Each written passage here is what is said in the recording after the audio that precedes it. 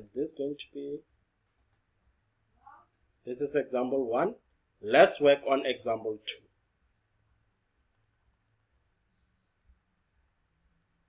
So, example 2, we have a sequence of 2,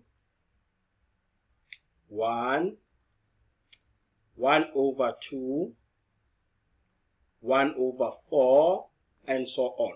So the first question, calculate general term. Right, calculate the general term. So, calculate the general term. Remember, first thing, what do? We write the formula down for the general term. We need to write the formula down, okay? So we're going to write the formula down and say Tn is equals to A Rn minus 1. What is the value of A? Is this 2. This is the value of A, and remember, this is my T1, this will be my T2, this will be my T3, this will be my T4. So the value of R, it's what? Is T2 divided by T1, which will give us 1 over 2. You understand? Yes, sir. So now, what will Tn be equal to? Is just 2 multiplied by R. Make sure that always R, you put it inside the bracket. So this is your general term. You are done. You're going to collect that 3 mark, 2 marks, okay? Yes. Nice. So now, when I have this, maybe if we can say, let me just challenge you. I'm not sure. Can you agree with me that this equation can also be written as Tn is equals to 2 to the power negative n plus 2. And you'll be like, how did we get that? These two are the same. You understand? But now let me try and explain. You know how I'm going to do this? I'm going to rewrite. Remember, I said Tn is equals to 2 multiplied by 1 over 2 to the power n minus 1. This equation, I can just write it as 2. Apply the laws of exponents. We can revise the laws of exponent that says when the bases are the same, we add the exponent. We can reverse it and write this as 1 over 2 to the power n times what? Times 1 over 2 to the power minus 1. I'm not sure if you understand that.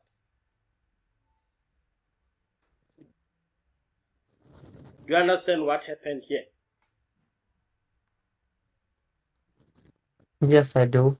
Oh, okay, great.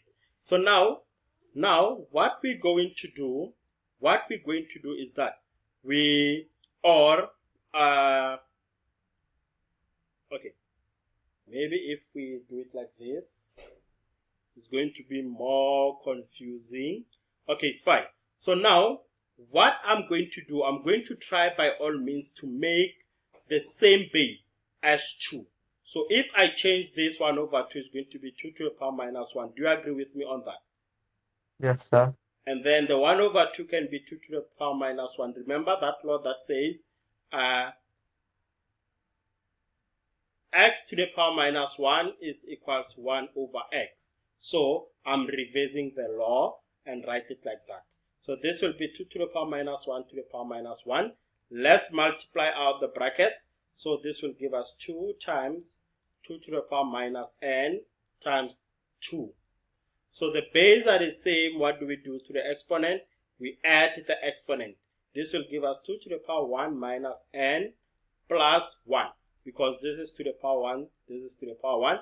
Which will give us 2 to the power what? 2 to the power minus n plus 2. So now, I don't want you to get stressed with all this. Not important. I'm just showing you how to play around these things. Yes, Not yes, important. They'll never ask you to do this in an exam, okay? But now, I need you to do me a favor, ne? yes, sir. You see, algebra. The only way to pass math paper 1, algebra. Okay? Yes. Algebra is the motherboard. If you are struggling with algebra, please go and practice algebra. Algebra is the motherboard.